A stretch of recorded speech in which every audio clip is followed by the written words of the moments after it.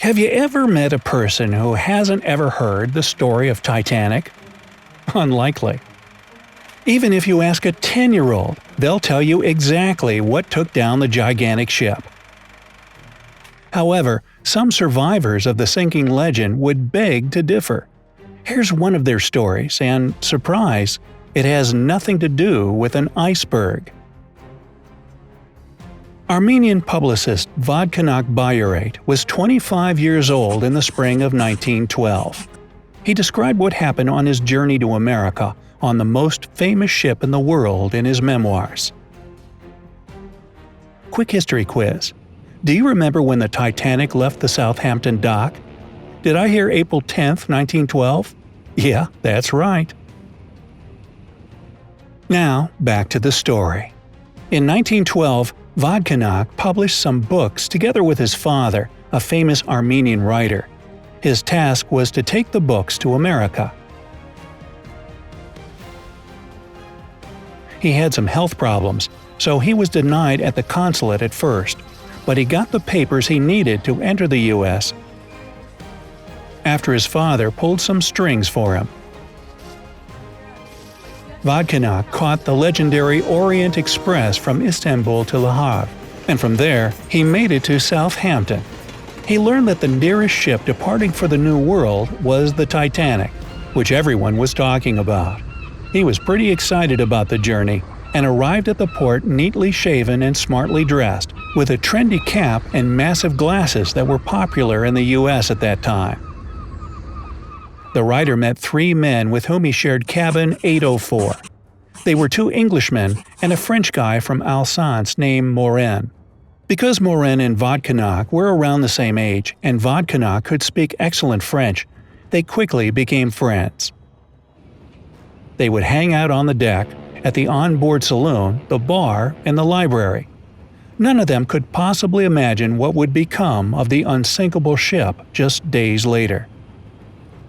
They went to bed rather late on April 14th, just like on the other nights. Shortly after midnight, something that sounded like a big explosion woke everyone up. Bam! The night lights went out, and the Englishmen were jolted from their bunks by a strong push. One of them injured his head, and another one his arm.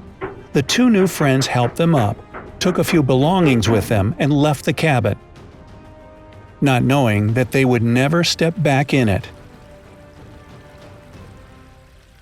Vodkanak only took his passport and all the cash he had, about $54. It was clear that something was wrong, yet it was quiet in the corridor. The young men tried to find out what was going on. None of the crew members wanted to say anything, but a few minutes later, it was impossible to deny that the Titanic was going underwater. Vodkanak noticed the sailors were getting the lifeboats out, and commanded they were only for women and kids. Some men tried to sneak in anyway, but gunshots were fired off to prevent them from doing so. Vodkanak and Morin looked at each other, understanding they had 2 choices: stay on the sinking ship and say goodbye to their futures, or at least try to save themselves by jumping in the water. Both wanted to live, and both knew they could swim well, so the choice was obvious. Morin managed to get them 2 life vests. Vodkanak put his passport and money in a little bag and tied it around his neck. The Titanic's bow was already underwater by that time. It must have taken them real courage.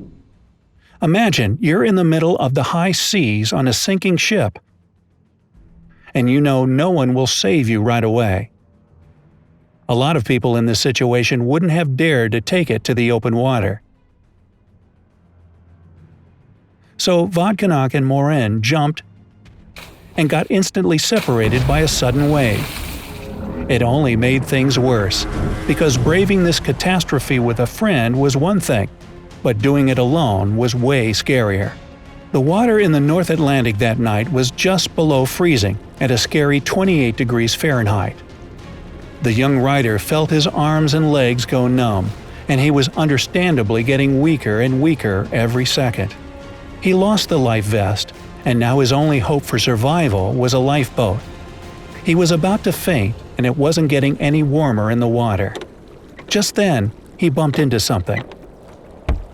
It was a lifeboat. But if you're hoping for a happy end at this point, I'll have to disappoint you. The boat was so overcrowded, they pushed the young man with a paddle when he tried to stick to the boat. He begged for help, but they refused to show mercy. Their logic was simple. One extra man in that boat could have made it sink, and no one in it would have had a chance for survival. He had to let go of the boat, and what happened after is a miracle. Vodkanak woke up alive on board another ship. That ship was the Carpathia, and it was en route to New York with lucky survivors on board. The writer had a terrible headache and he saw double, but what mattered most is that he escaped from the freezing ocean. How did he do it? He couldn't remember anything. The next evening, the ship made it to New York. Without his passport and money, which he must have lost at some point during the rescue, Vodkanak was taken to the hospital. 12 days later, a woman came into the room, and all she could say through tears was, "Oh, my dear boy." She turned out to be the person who saved Vodkanak. Mrs. Astor was in her 50s, and she told the young man the lifeboat he tried to get into didn't actually leave without him. Mrs. Astor told the sailors that the young man was her son, and she wouldn't let them go without him since she'd already lost her husband on the Titanic. It turned out she kept Vodkanak's passport and money and invited him to visit her when he felt better. After he recovered, the writer was reunited with his family in Boston. He even received all the books he planned to sell in America, since they were traveling on a different ship. Vodkanak lived a long and happy life, and, as a great storyteller, he shared what happened to him many times. Interestingly, he's never mentioned an iceberg hitting the Titanic, and always spoke about an explosion. If what he said was true, something must have caused that huge explosion. It could have been a fire, and quite a lot of people actually believe that theory, saying that coal was burning in the ship's hull. That fire would have started long before the ship's departure, and there was simply no way to put it out. Titanic must have left with the fire still ongoing, and the flames weakening the hull so much it couldn't survive its meeting with the iceberg. Supporters of this theory use pictures of the Titanic leaving the docks for evidence, pointing to a huge dark mark on the hull. Even if that's true, though, it's still not obvious whether the fire led to an explosion, and supporters of this theory don't deny there was an iceberg.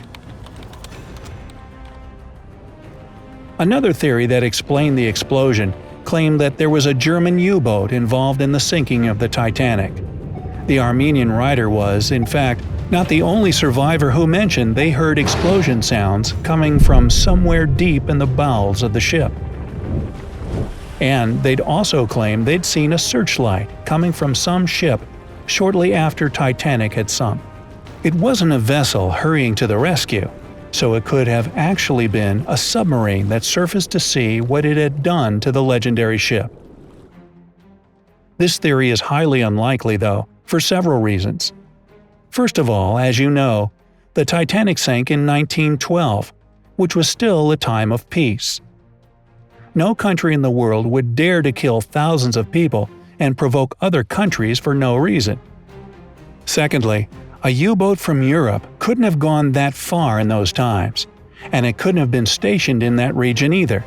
It simply wouldn't have survived there for a long time. Finally, hitting a target that's moving quickly at nighttime is still a challenge for submariners even today, and it was basically impossible in 1912. It's hard to tell what could have made a man who survived such a tragedy remember things that did or didn't happen. Let's hope that in the future, scientists will be able to explain all the mysteries surrounding the Titanic. So, do you believe an explosion might have killed Titanic, and there was no iceberg at all? Let me know down in the comments. If you learned something new today, then give this video a like and share it with a friend. But hey, don't go anywhere just yet. We have over 2,000 cool videos for you to check out. All you have to do is pick the left or right video, click on it, and enjoy. Stay on the bright side of life.